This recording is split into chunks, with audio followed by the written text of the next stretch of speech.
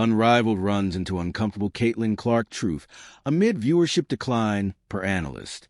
As Unrivaled's second season unfolds, empty seats and tumbling ratings expose a league betting big on growth, only to confront the limits of hype without elite talent. That's where analyst Rachel Annamarie DeMita pins the uncomfortable Caitlin Clark truth. In her latest YouTube breakdown, DeMita called out Unrivaled's November 2025 marketing tease that hinted at Clark's involvement through cryptic 22 references only for the superstar to pass, leaving the league's credibility in tatters just as Season 2 tipped off on January 5th, 2026. This bait-and switch didn't just disappoint fans. It amplified Unrivaled's vulnerability, as viewership creators in the WNBA's rising salaries steal the spotlight from what once made the upstart league appealing. Unrivaled's founders, including Breanna Stewart and Nafisa Collier, launched the 3x3 circuit in January 2025 with 6 teams and 36 players. They touted equity shares and salaries averaging $250,000 to $400,000, drawing stars like Sabrina Ionescu and Angel Reese. But for Season 2, the league expanded to 8 teams and 54 players, bumping arena capacity from 850 to 1,000 seats. That growth hinged on buzz. DeMita highlighted how the preseason campaign built false hope around Clark, the Indiana Fever guard wearing number 22. They put out this press release, and they were like, "Let us have 22 minutes of your time tomorrow." And they kept saying 222 at different points in this, like social media announcement. And a lot of people were like, "Oh my gosh."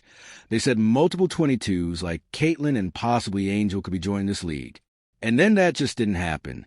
DeMita stated on her YouTube channel, "This misfire matters now because it eroded trust right before tip-off." Last season's novelty high-stakes 3x3 with WNBA off-season stars drove sellouts and solid ratings. Without Clark, the league faces immediate pressure to prove its model amid no-shows and resale dumps that left expanded arena looking half-empty on opening weekend. Compare this to the Big Three's trajectory. Ice Cube's 3x3 men's league exploded in year 1 with ex-NBA talent, but saw viewership halve by Season 3 as stars aged out and hype faded, mirroring Unrivaled's current freefall without fresh icons. The numbers hit hard. Unrivaled's January 5th opener drew just 175,000 viewers, a 44% drop from last season's 312,000 debut. By day 5, it slipped to 139,000, with one True TV broadcast scraping 32,000. Last year's full season average hovered at 221,000. This decline underscores how Clark's absence, coupled with injuries sidelining Ionescu and defections like Jewel Lloyd to the new Project B5x5 League, has stripped the circuit of must-watch appeal. DeMita tied it directly to the Clark snub, noting fans tune out after the marketing letdown. The stakes are high. Unrivaled's 6-year TNT deal includes a 3-year opt-out clause, putting broadcast revenue at risk if ratings don't rebound. This pattern echoes the WNBA's own 2024 surge, when Clark's rookie year spiked averages to over 2 million viewers only for 2025 to dip to 900,000 amid her injury-limited play. Without star power, even established leagues feel the pinch. For a star like Unrivaled, it's a survival threat. Unrivaled co-founder Breanna Stewart admits viewership is key to measuring success. WNBA CBA's surge undercuts Unrivaled's appeal. DeMita didn't stop at marketing. She hammered Unrivaled's fading edge over the WNBA. The league positioned itself as a superior alternative, free from overseas grinds and with better pay. But the WNBA's new collective bargaining agreement, ratified in December 2025 and effective this year, flips the script. Maximum contracts now exceed $1 million, potentially up to $1.3 million to $2 million with revenue shares, while average salaries climb above $500,000. But the WNBA's new collective bargaining agreement, ratified in December 2025 and effective this year, flips the script. Maximum contracts now exceed $1 million, potentially up to $1.3 million to $2 million with revenue shares, while average salaries climb above $500,000. They said how much better it was than the WNBA. And here's the honest reality. The WNBA is now going to be paying players a higher salary than what was reported that Unrivaled is paying its players. DeMita explained. This shift matters because it neuters Unrivaled's core pitch. Clark, entering her third year with a fever, projects over $500,000 in base pay plus endorsements far outpacing Unrivaled's reported offers. The union's push for an uncapped 70% revenue share further widens the gap, deterring top talent from jumping ship. Look at Project B, the 5x5 rival launching in November 2026.